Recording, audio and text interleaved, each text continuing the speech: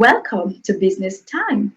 It is Melesha, and today we will be talking about the SBA for the CXC-CSEC Business Cognate. Well, you might be wondering what this Business Cognate is all about. Well, what CXC has done is that if you do principles of accounts, principles of business, and economics, you will be required to just do one SBA. Yes. Even if you do just two of those subjects, you'll be required to still do only one SBA. If you do one of those subjects, you will be required to do one SBA. Yes, I think it is so much easier, for everybody. All right. One of the things that you need to take note of is that the SBA is a research SBA. Yes, you're actually going to be doing research, so you will have to use up those research skills where you'll have to learn to collect data, analyze your data, present your data. Yes, but it's not that difficult. You will realize. No, I know that some persons don't really take the SBA seriously, but in your best interest, it is very important that you take it very seriously because it is 20% of your final grade. So guess what? When you sit the written exam, the paper 2 and the paper 1, that is just going to add up to 80% of your final CXC grade results. And so now the SBA is 20%. Now, if you can get a 20%, 20 out of 20, can you imagine? It takes so much stress off you. So as I would say to my students, work hard on your SBA. Do well on your SBA. All right. Also, guess what? The SBA can be done in groups or individually. So depending on what your school will require of you, your teachers might insist that you do it as a group or you do it by yourself. So your school and your teachers will determine which method you will use. It is important to note as well that your SBA is 1,000 words. So while you're writing, you don't want to write anything that is not needed. All right. So remember, it's 1,000 words. And if you go beyond 1,000 words, you can be penalized. So we will have to try our best to ensure that we stay within the word limit. You will be required to identify a topic, an issue, or a problem relating to any of the business cognate subjects. Anything that is of interest to you that's relating to a topic that you have basically covered or will cover in any of those subjects. So you can look around you, look around your home, your community, your school. There can be, you are more than likely to find something, an issue that you can research on. You don't have to go very far. So places that you can look at are, for example, like your school's cafeteria. Most schools have a stationery shop. Maybe there's a business in your community. Places like those you can start thinking of to do your research on. All right. So it's important that you have access to the mark scheme so that you can see all that CXC requires of you. Now, let's look at the mark scheme. As you will see, the first thing is the table of contents. Now, it's usually recommended that you do it last because then you would fill in the table of content when you have covered all the areas so that you can know what page number to assign to each heading. All right. So you will skip the table of contents for now. So the next thing that we would need to move on to is the topic or issue or problem. Now, for the topic or issue or problem that you would come up with, you'll realize that to have a topic that is clearly stated, it's 1 mark. To have a topic, issue or problem that is accurately described, it will be 1 mark. For just having a proper topic, issue or problem, it's 2 marks. All right. So what you're required to do right here is you are to select an area of interest and present it as an issue. Now, the topic, the issue, or the problem must be in the form of a statement, and is usually a one-sentence statement. All right, not it does not require you to have 2, 3 sentences. So one sentence is enough. So let's say you want to find out a little bit more about the leadership style that is used at Betsy High School, and you could form a statement like this: an assessment of the impact of the leadership style on the workers at Betsy High School cafeteria. Let's say you want to do something that is economics related, then a possible issue or topic that you could come up with is something like an investigation into the factors that affect demand for sardine at Shoppers Fair supermarket. Now, let's say it's a topic that you want to an issue that you want to look at, that is principles of accounts related. Then it could be a study on the impact of technology on the accounting system at Ray Pack Company Limited.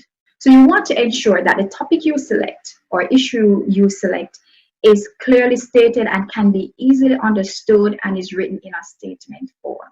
All right, good. Take note that for the topic or the issue or the problem, the 2 marks will be marked based on your knowledge and comprehension of what you're doing. Now, for the next section of the SBA, which is the objectives, you will be required now to apply your knowledge, and so you will get 1 mark for objectives that are clearly stated and linked to the topic, which is critical, and objectives that are realistic. Now, what do we mean by this? What this means is that your objectives must be created out of your topic or issue that you had highlighted before. Now, your objectives, you are to have about 2 to 3 objectives. You do not need more than 3 objectives at this level. All right. So remember, we had said for the POB topic or issue where we would look at is the leadership style used at the cafeteria of Betsy High School. All right. So objectives that could be created from that topic or issue. The first one could be to identify the leadership style that is used at Betsy High School cafeteria. The second objective could be to look at how the leadership style used at Betsy High School cafeteria impact workers' productivity or affect workers' productivity. So right there, you can see that there's a clear link between the objectives and the topic or the issue that was highlighted. So it's important that your objectives are linked to your topic. In other words, your objectives should be created from your topic. So you cannot have a topic that's looking at, let's say, the demand for sardine, and then your objectives are talking about leadership styles. There is no connection. So you have to ensure that there is a direct link between your topic and your objectives. So for the next section, which is the background or overview, you see that there are 2 marks for knowledge and comprehension and 2 marks for application. Now, the 2 marks knowledge and comprehension for the section, there should be description which includes the history, or description which includes the development. For the description including the history, you can give a brief history of the business that you're investigating. So for example, if you're investigating the school's cafeteria, get some information on it, some background information on it, all right? Not expecting that they should be more than 1 paragraph, because remember, we have a word limit, all right? Now, the description includes the development. What you're basically required to do here is to look at the issue in a general context.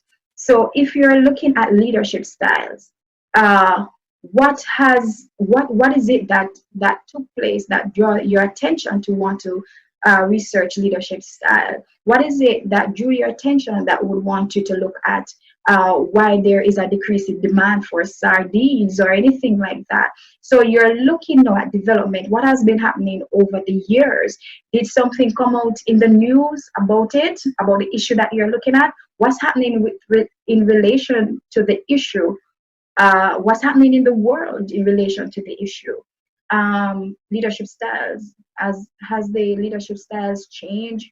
Perhaps persons used to use autocratic leadership style. Is it that persons know, workers are now demanding that democratic leadership style be used? What's the trend? What do you see happening? So you're looking at it now. You're not limiting this section of the SBA to just to the school's cafeteria, but you're looking at it now in terms of what's happening in the world, in your region, in your country.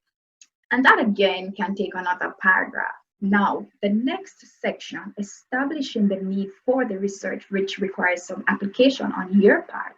Why, how is the topic or issue or problem important to you, the student, and the impact of the topic or the issue or problem on the society? So how would you benefit as a student from doing this research? So you can give about, say, I'll say a maximum of 2 reasons why doing this research is important to you. How will you benefit?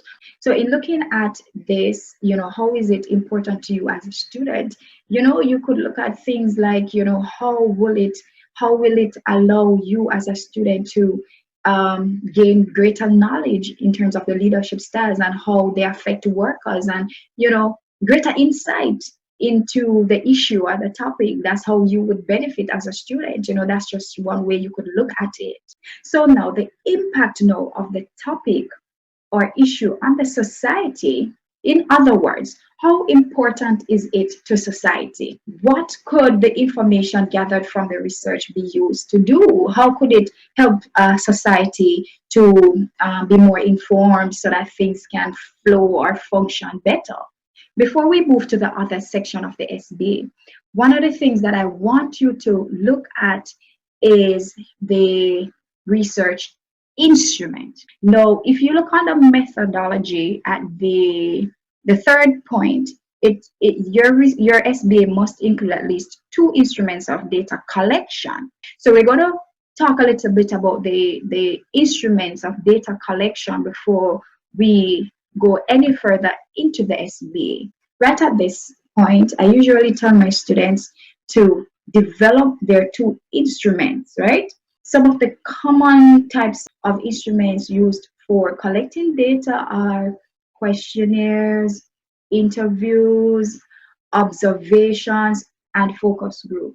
There are several things that you need to make sure that you do when you are preparing your instrument. The first thing to do is to have a couple questions, like 2 or 3, that will help you to gather demographic information on your respondents. All right. So when I say demographic questions, I mean things like their age group. No, you don't want to ask them their exact age. They might not tell you. So you give a grouping like, say, 18 to 20, 21 to 26, put it into an age range. And also you might want to find out things like male or female for them to indicate if they're males or, females, like if you're doing a questionnaire or something like that. Also, your instrument is seeking answers for your objectives, right? Now, if, for example, you wanted to find out the leadership style that exists in the school cafeteria, you need to ensure that you have at least 2 to 3 questions on that objective. At the end of the day, you will be able to properly analyze your data. All right. So you could have a question, for example, what is the leadership style used in the cafeteria? Or you could have another question that seeks to find out which of the following leadership styles are used in the cafeteria. So you have to structure your questions in such a way that they're seeking to give you answers for your objectives. Again, your questions must be connected or linked to your objectives. That is key, critical. The third thing is that for your instruments, you do not necessarily need to have more than 10 questions. Well, your teachers will give you guidelines in terms of how many questions they think you should have per instrument. Some of your teachers might say 8, 10. Well, for me, you know, above 10 is a bit much at this level. So you will have to confirm that with your teachers. All right. Now, this is where we'll stop for this section of the SBA. If something is still not clear to you about the SBA, put it in the comment section and I will make sure to look at it and I will discuss it. Hope you learned something today. See you next time.